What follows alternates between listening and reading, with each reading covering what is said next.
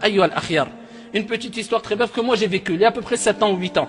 7 ans ou 8 ans, un jeune, et je cite ce jeune-là, un, je ne cite pas son nom, deux, j'espère que ça soit un exemple et une leçon ici pour l'ensemble des jeunes, particulièrement pour les jeunes ayyuhal akhyar, et trois, ce jeune-là, la plupart d'entre vous bien sûr le connaissent pas, il n'habitait pas dans cette ville de Brest. Moi je l'ai lavé moi-même.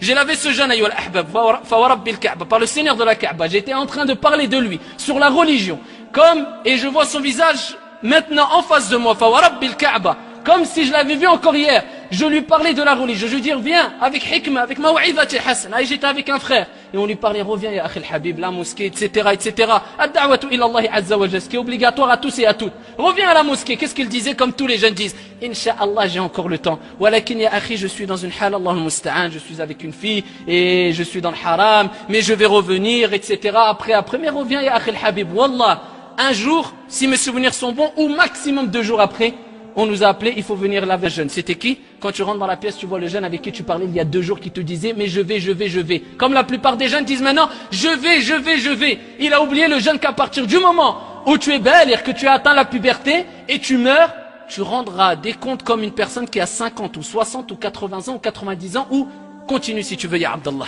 C'est la même chose.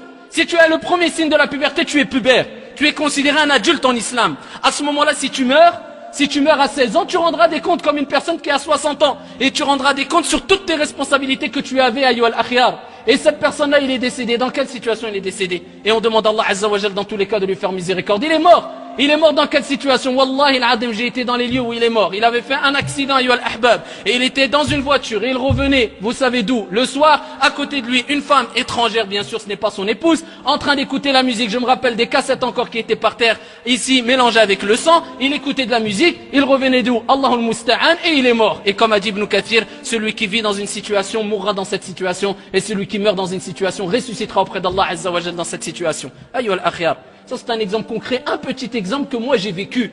Ayyuhal ahbab. Que dire de nombreux jeunes ayyuhal ahbab je ne dis pas que dans la France, dans l'Europe, dans le monde, qui ont vécu ces situations malheureusement. Ils sont morts dans des situations catastrophiques.